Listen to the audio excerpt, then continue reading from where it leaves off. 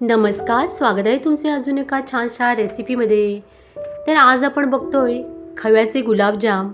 असे हे पूर्णपणे आतमध्ये पाक मुरलेले, मऊ लुसलुशीत, तोंडात टाकताच विरघळणारे खव्याचे गुलाबजाम कसे करायचे ते आपण बघूया. बऱ्याच जणी खव्याचे गुलाबजाम करायला घाबरतात कारण ते फसतात.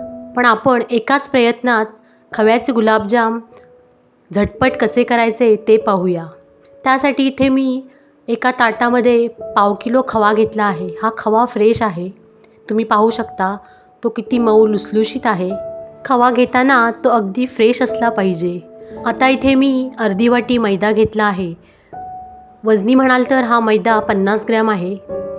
त्यामध्ये आता थोडा थोडा करून हा मैदा घालायचा आहे. आता मी याच्यामध्ये 2 चमचे मैदा घालणार आहे. लक्षात घ्या, मैदा बघूनच घालायचा आहे. तुम्हाला मैदा नको असेल तर त्यामध्ये तुम्ही गव्हाचे पीठसुद्धा घालू शकता. मैदा घातल्यामुळे खव्याला किंवा गुलाबजामला बाइंडिंग छान येईल. रेसिपीमध्ये भरपूर टिप्स आणि ट्रिक्स सांगितल्या आहेत, त्यामुळे रेसिपी स्किप न करता संपूर्ण पहा. म्हणजे तुमचे गुलाबजामसुद्धा पहिल्या प्रयत्नात फसणार नाहीत, अगदी व्यवस्थित होतील. आणि अजून जर का चॅनलला सबस्क्राईब केलं नसेल तर सबस्क्राईब पण जरूर करा आणि व्हिडिओला एक लाईक नक्की करा. आता इथे मी व्हिडिओ दाखवल्याप्रमाणे खवा छान मळून घ्यायचा आहे. तो 10 ते 15 मिनटं खवा मळायचा आहे, अगदी त्यातील तूप सेपरेट होईपर्यंत. खवा छान मळून घेतल्यामुळे गुलाबजाम छान मऊ मऊ लुसलुशीत होतील आणि त्यामध्ये पाक छान मुरला जाईल. आता इथे मी आणखीन 2 चमचे मैदा टाकला आहे आणि पुन्हा खवा छान मळून घ्यायचा आहे. हे पहा, खवा अजूनही पातळच आहे, त्यामुळे त्यामध्ये अजूनसुद्धा मैदा लागणार आहे. जोपर्यंत खव्याला बाइंडिंग येत नाही, त्याचा गोळा व्यवस्थित होत नाही, तोपर्यंत थोडा थोडा करून मैदा घालायचा आहे.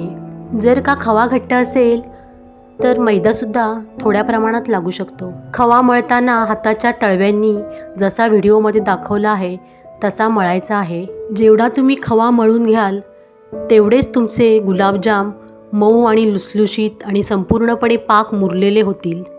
हा पहा, इथे आता खव्याचा गोळा छान होत आला आहे. आता मला 10 मिनटं झाली आहेत खवा मळताना. आणखीन मी 5-1 मिनटं खवा छान मळून घेणार आहे. काही जण गुलाबजामला आतून जाळी छान येण्यासाठी त्यामध्ये चिमूटभर सोडा किंवा बेकिंग पावडरसुद्धा घालतात. परंतु असा खवा मळून घेतल्यामुळे त्यामध्ये बेकिंग पावडर किंवा सोडा घालण्याची काहीही गरज वाटत नाही. जेवढा तुम्ही हाताने खवा छान मळून घेणार तेवढे तुमचे गुलाबजाम सुंदर होणार. चला तर हे पहा, इथे हाताला छान माझ्या तूप सुटले आहे आणि खव्याची सुद्धा गोळी मस्त व्हायला लागली आहे. म्हणजे आपला खवा छान मळून झाला आहे. पूर्ण 10 ते 15 मिनटं मी खवा छान मळून घेतला आहे. आता हे पहा, मी घेतलेल्या मैद्यापैकी हा एवढा मैदा मला लागला आहे आणि 2 चमचे मैदा उरला आहे.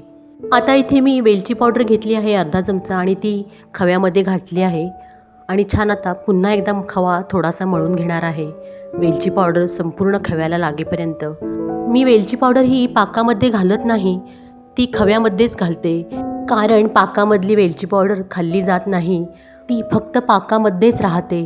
आणि जर का अशी खव्यामध्ये आपण वेलची पावडर घातली तर ती गुलाबजाम खाताना वेलचीचा स्वाद खूपच छान लागतो. आता इथे मी पाव किलो खव्यासाठी 2 वाट्या साखर घेतली आहे आणि त्यामध्ये 2 वाट्याच पाणी घातले आहे. आणि हे मिश्रण आता 5 ते 10 मिनटं उकळून घ्यायचे आहे आणि मिश्रण सतत ढवळत राहायचे आहे, म्हणजे साखर तळाला चिकटणार नाही. आता पाकामध्ये थोडंसं दूध घालणार आहे मी, 2 ते 3 चमचे, म्हणजे पाकामध्ये काही कचरा असेल तर तो सेपरेट होतो आणि काढायला पण सोपा जातो. आता इथे हे पहा, मी पाकातली मळी काढत आहे. जी काही घाण असेल ती फेसाबरोबर पाकापासून सेपरेट होते. आता हा आलेला सर्व फेस मी काढून घेणार आहे. आणखीन आता पाक बघा किती पांढरा शुभ्र झाला आहे, एकदम ट्रान्सपरंट दिसतो आहे. गुलाबजामचा पाक करताना 1 तारी किंवा 2 तारी करायचं नाही आहे.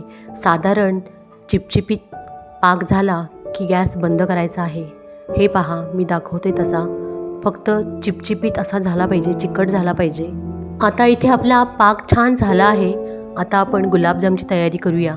गुलाबजाम तळताना तुम्ही तेल किंवा तूप काहीही घेऊ शकता. पण ते फार तापलेले नसावे. गुलाबजाम तळताना गॅस पूर्ण बारीक करायचा आहे आणि जर का जास्त तापलेले वाटले तर गॅस बंद करायचा आहे आणि मगच गुलाबजाम सोडायचे आहेत आणि हलक्या हाताने छान तळायला घ्यायचे आहेत. गुलाबजाम तळताना एकदम नाजूक हाताने तळायचे आहेत, नाही तर तेलात फुटण्याची शक्यता असते. जसे मी आत्ता व्हिडिओमध्ये दाखवते आहे तसे तळायचे आहेत. झारा गुलाबजामला डायरेक्ट लागता कामा नये, म्हणजे गुलाबजाम फुटणार नाहीत. गॅस चालू बंद करून सगळे गुलाबजाम तळून घ्यायचे आहेत. हे पहा, आपले आता गुलाबजाम छान तळत आले आहेत आणि अर्धा मिनटं मी हे तळून घेणार आहे आणि पाकात सोडणार आहे. जर का तुम्ही गुलाबजाम गरम गरमच पाकात सोडणार असाल तर पाक हा कोमटच पाहिजे. आणि जर का पाकसुद्धा गरम असेल आणि गुलाबजामसुद्धा गरम असतील आणि जर का तुम्ही पाकात गुलाबजाम घातलेत तर गुलाबजामला आतून गोळी तयार होते, पूर्ण पाक आतमध्ये मुरत नाही. म्हणजे पाक तरी कोमट पाहिजे, नाही तर गुलाबजाम तरी कोमट पाहिजे. दोन्हीपैकी एक काहीतरी कोमट पाहिजे, म्हणजे गुलाबजाममध्ये पाक छान मुरला जातो, त्याची आतमध्ये गोळी तयार होत नाही. गुलाबजाम आता छान तळून झाले आहेत. आता ते मी काढून घेतले आहेत. त्याला कलरसुद्धा एकदम गोल्डन ब्राऊन आला आहे. आता हे गुलाबजाम मी पाकात घालणार आहे. गुलाबजाम कोमट आहेत आणि पाक थोडा गरम आहे, कारण गुलाबजाम मी तळून बाजूला काढून ठेवले होते आणि आता ते कोमट झाले आहेत. गुलाबजाम पाकामध्ये 4 ते 5 तास ठेवायचे आहेत किंवा पूर्ण रात्रभर ठेवले तरीसुद्धा चालतील. हे पहा, इथे आता गुलाबजाम 4 ते 5 तासानंतर पूर्ण पाक त्यामध्ये मुरला आहे. तुम्ही पाहू शकता किती रस भरलेले गुलाबजाम झाले आहेत आणि आतून जाळी पण सुंदर झाली आहे आणि मऊ लुसलुशीत झाले आहेत. आता हा मी तुम्हाला दुसरासुद्धा गुलाबजाम तोडून दाखवत आहे. हे पहा, अगदी आतपर्यंत पूर्णपणे पाक मुरला आहे. तुम्ही पाहू शकता, मी अगदी जवळून दाखवले आहे.